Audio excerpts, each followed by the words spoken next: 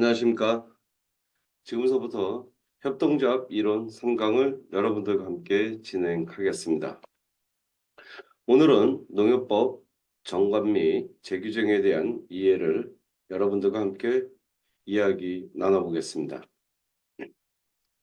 농협법의 목적과 성격, 그 다음에 법체계와 농협협동조합법, 그 다음에 농협협동조합법의 지위, 그 다음에 농협협동조합과 자치규범, 그 다음에 농협협동조합 해설, 이러한 것들을 여러분들과 함께 이야기 나누겠습니다. 먼저 농협협동조합의 목적과 성격을 이야기하며, 농협협동조합의 목적은 자주교 협동조합을 바탕으로 해서 경제적, 사회적, 문화적 지위를 향상한다라는 이야기를 여러분들과 지난번 시간에 가졌었습니다. 본 법은 농업인의 협동으로 경제, 사회, 문화적 이익을 얻고 자신의 권리를 위하여 만든 농협협동조합의 조직 운영 사업 등에 관한 법률 관계를 규정한다라고 되어 있습니다. 농협협동조합의 성격을 보면 일단 사법이고요.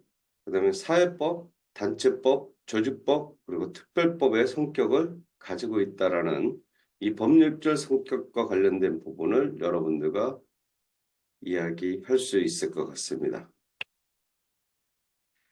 우리나라에는 법 체계가 헌법이 있고 법률이 있고 시행령이 있고 시행규칙으로 구성되어 있는데, 농협법은 국회의 의결을 거쳐 제정되는 법률에 해당합니다. 따라서 농협법 시행에 필요한 시행령과 시행령 실행에 필요한 시행규칙, 지방의회가 제정하는 조례를 우선한다라고 이야기할 수 있습니다. 따라서 우리나라의 법 체계는 상위법이 하위법의 공령보다 그 효력이 우수하기 때문에 상위법에 위반되는 하위 법령에 대해서는 무효로 판정된다. 이거는 꼭 알고 계시면 좋을 것 같습니다. 협동조합과 민법의 차이를 좀 말씀드릴게요. 민법은 개인 및 단체의 생활관계를 규율하는 데 비해 농협법은 농협의 생활관계를 규율하는 법이다. 범위가 좀 좁죠. 그래서 특별법이라고 이야기합니다. 농협법은 민법과 무관하게 독자적으로 완결된 법이라고 할 수 없습니다.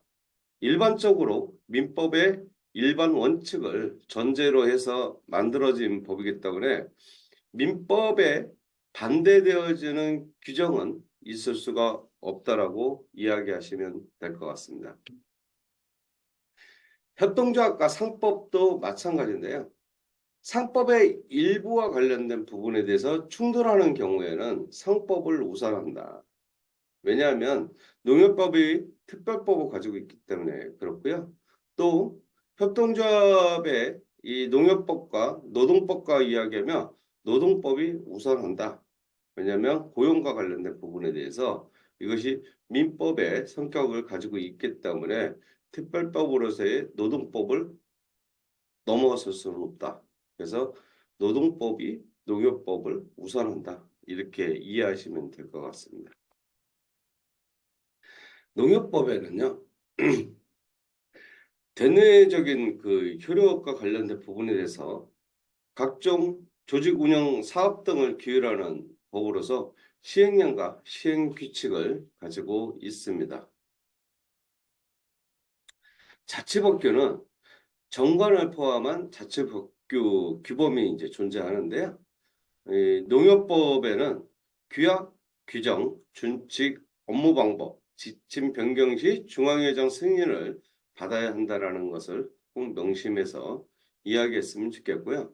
그러면 정관이나 규약, 규정, 준칙 이러한 것들 속에서 정관은 어디서 만드냐? 예, 저희는 총회에서 만듭니다.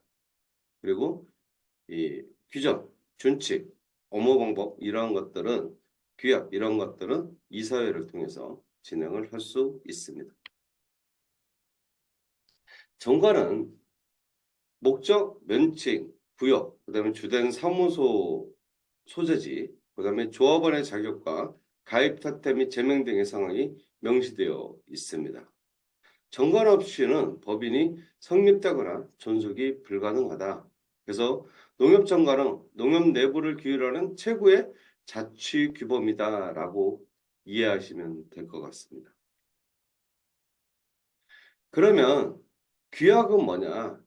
대의원 운영 등 정관의 시행에 필요한 주요 상황에 대하여 총회의 의결로 정하며 제정 또는 개, 폐 등을 진행할 수 있고요.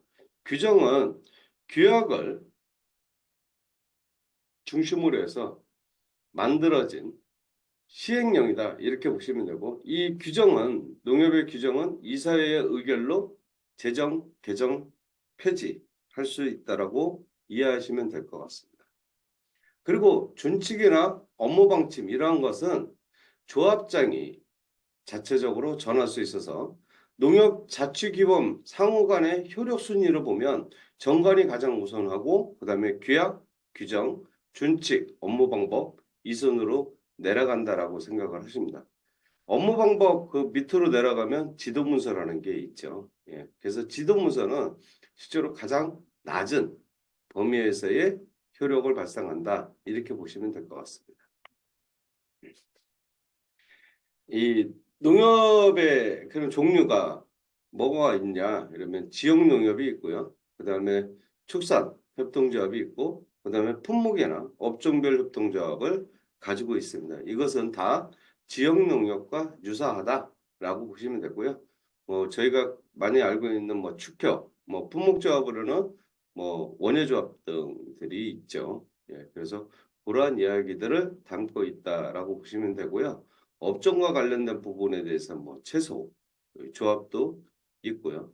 예, 그래서 그런 것들이 현재의 우리나라에 있는데 우리나라에는 현재 조합이 1111개의 조합으로 구성되어져 있습니다.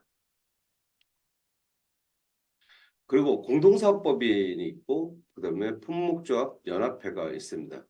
공동조공법인이라고 이야기하는 이 공동사업은 2004년도에 그 설립 근거가 마련되어져서 이 전국적으로 그 농협조공사업법인이 지금 만들어져 있는데 뭐 이해충돌과 관련된 부분들은 지금도 존재하고 있다 이렇게 보시면 좀 될 것 같습니다.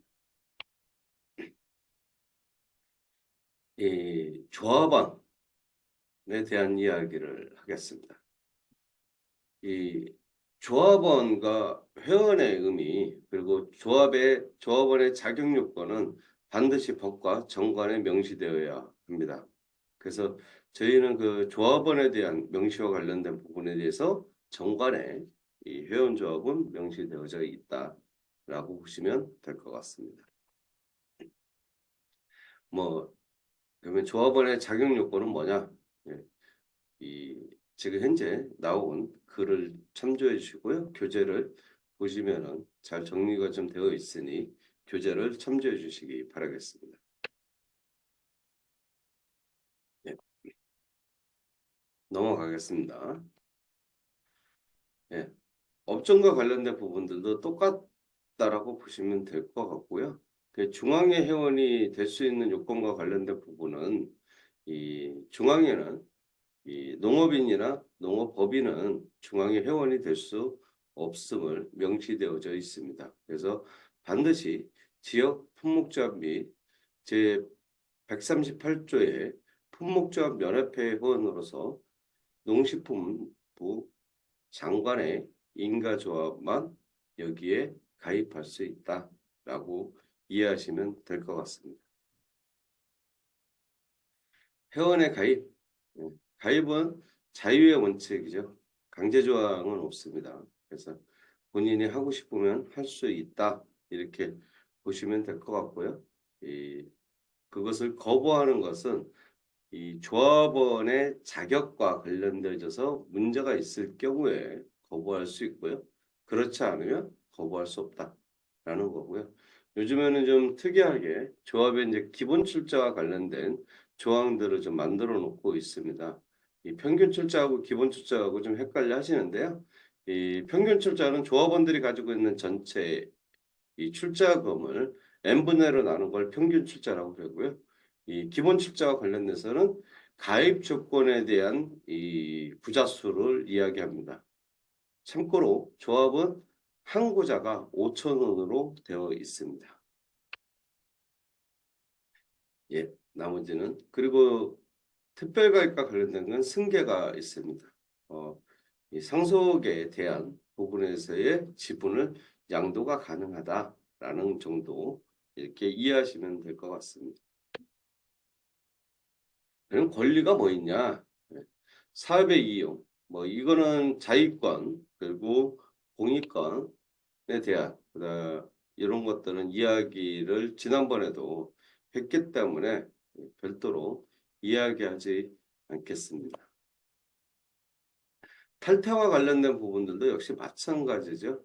임의 탈퇴가 있고요. 조합원 스스로 이렇게 탈퇴하는 경우가 있습니다. 그래서 조건이 안 되면 조합원의 조건이 안 됐었을 경우에는 이 조합원에 대해서 사전 이야기를 하고 그거와 관련돼서 충족하지 못하면 이 탈퇴 절차를 갖게 되어 있고요. 현재 그 조합원의 그 이 탈퇴와 관련된 부분에 대해서는 매년 이렇게 확인을 해서 자격 요건을 확인을 해서 자격 요건이 만들어지지 않으면 이 못하도록 이렇게 규정되어져 있다라고 말씀드리겠습니다. 예, 참고해 주시기 바라겠습니다.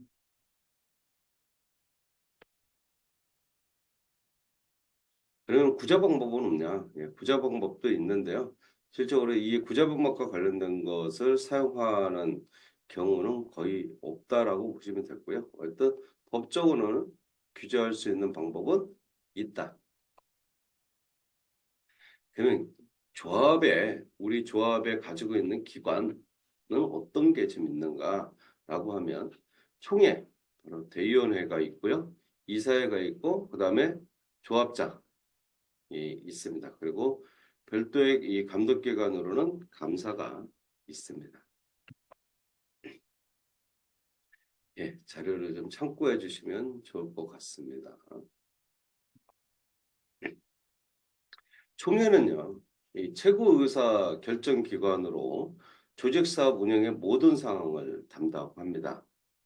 이 총회를 벗어난 이야기와 관련된 부분들을 이사회에서나 이 조합장 단독으로 추진할 수는 없다. 그래서 저희들은 매년 예산총회라는 걸 진행을 하고 그다음에 정기총회인 결산총회를 매번 진행하는 이유가 그 최고의 의사 결정 기관에서 승인을 받고 그 승인대로 따라가기 위해서 만들어지고 있다. 이렇게 보시면 될 것 같고요. 뭐 나머지 내용과 관련된 부분은 읽어보시면 참고가 될 수 있을 것 같습니다. 총회는 정기총회가 있어요. 이걸 이제 결산총회라고 이야기하고요. 보통 이제 임시총회 이러면 예산총회 이렇게 좀 보시면 될 것 같습니다. 정관에는 매년 1회 정관으로 정하는 시기에 조합장이 소집하게 되어 있어요. 임시총회는 필요시 수시로 소집할 수 있는데요. 보통은 예산총회 때 소집을 많이 합니다. 네. 나머지는 보시면 될 것 같고 뭐 의결과 특별 의결 뭐 이런 것들도 자료로 참고해 주시면 될 것 같습니다. 대의원회는요. 이 조합장과 조합원 중에서 선출하는 자로 구성된다라고 좀 되어 있고요. 이 대의원회는 해산, 분할, 그다음에 품목조합의 조직 변경, 합병, 조합원 투표에 의한 조합장 선출, 임원의 해임 상황은 의결할 수 없도록 되어 있습니다. 이거는 대의원회에서 결정하는 것이 아니라 전체 조합원이 해야 되는 상황이기 때문에 이 조합원 전체 투표로 진행을 하고요. 당구장 표시되어져 있는 그 대의원회에서 할 수 없는 부분에 대해서는 꼭 가지고 있었으면 좋겠고요. 대의원의 자격과 관련된 부분들도 임원이나 직원의 이 내용들을 같이 가지고 있고요. 요거는 상이하게 조합별로다가 조금씩 이 대의원 자격과 관련된 부분은 차이점이 있다라는 걸 사전에 말씀드리겠습니다. 대신 대의원은 임원이나 직원은 겸직을 불가하고 있습니다. 같이 할 수 없다라는 얘기입니다. 예, 대의원의 선출 방식에서는 여성 대의원을 의무적으로 선출하도록 특례 규정이 있음을 이해해 주시고요. 그거는 조합별로다가 퍼센티지로 현재 정해져 있는 좀 상황이라 그것은 각 조합별 상황에 맞춰서 여성 대의원을 의무적으로 선출하는 것을 추진해 나갔으면 좋겠습니다. 이사회는요, 조합의 업무 집행에 관한 의사결정을 위한 기관입니다. 총회 또는 대의원에서 의결한 상황을 집행하는 기관이다. 새로 어떤 사업들을 만드는 기관이 아니라 이 대의원에 의해서 의결한 상황을 위임받아서 집행하는 기관이다라고 보시면 될 것 같습니다. 나머지는 참고해 주시기 바라겠습니다. 그리고 이사회 운영은 조합장이 수집하고요. 회의 개최 3일 전까지 회의 상황을 서면으로 구성원과 감사하게 통지하게 되어 있습니다. 예, 그래서 이런 것들은 여러분들이 같이 봐주시면 좀 될 것 같아요. 그래서 이사회에서 감사가 참석하는 이유들도 이 조건이 조합 정관내 48조 5항에 의거해서 감사님들이 참석을 하게 되는 겁니다.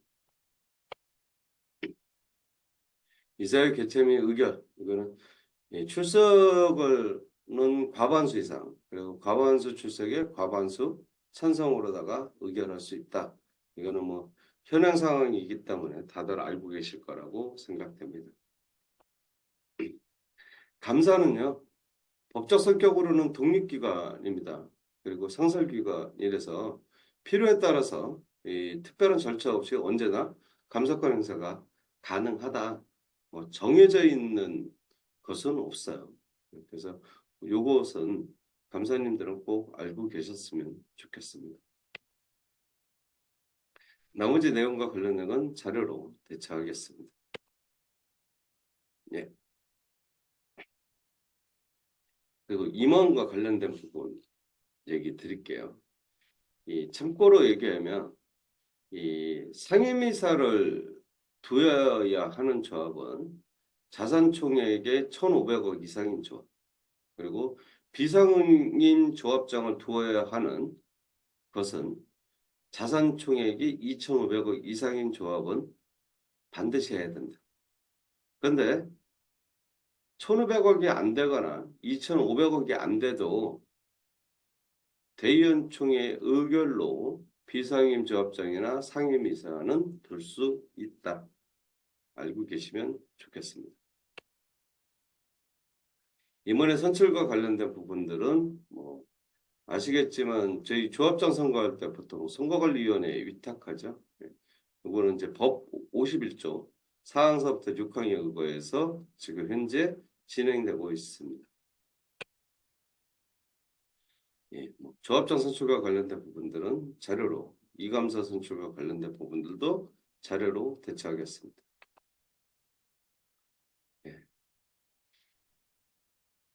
이 내용도 한번 이렇게 읽어보시면 될 것 같습니다. 결격사유와 관련된 부분 법 49조를 참고해 주시면 좋을 것 같습니다. 선거운동의 제한과 관련된 부분들도 법 50조, 그 다음에 172조에 의거해서 나와 있는 거기 때문에 이러한 부분들에 대해서는 같이 봐주시면 좀 될 것 같고요. 임원 선거와 관련하여 다음 각호의 방법 외에 선거운동 이렇게 되어 있습니다. 그래서 이것도 역시 자료로 참고해 주시면 좋을 것 같습니다. 기부행위 증인 이런 내용들도 잘 아실 거라고 생각을 해서 넘어가겠습니다. 여기도 참고해 주시기 바라겠습니다. 그러면 조합원들이 알아야 할 정관의 주요 내용과 관련된 부분 말씀드리겠습니다. 사업의 종류, 가장 많이 이야기하는 게 교육, 지원, 경제, 신용, 복지 우선, 그다음에 경제, 사회, 문화 단체와의 교류 협력 등 이러한 것들을 규정하는 사업이고요. 손실 보전 자금 등의 조성 운영, 조합원이 생산한 농산물과 그 가공품 등의 유통 지원 자금의 조성과 운영 등이 반드시 있어야 된다. 그리고 출자와 관련된 부분들이요. 아까도 얘기 드렸죠. 한 자는 5,000원이고요. 20자 이상 출자해야 한다. 이렇게 규정되어 있는데 이 20자 이상과 관련된 부분들은 대의원총회에서 기본 출자로 다시 정리되어져 있다. 그래서 그거는 참고하시면 좋을 것 같습니다.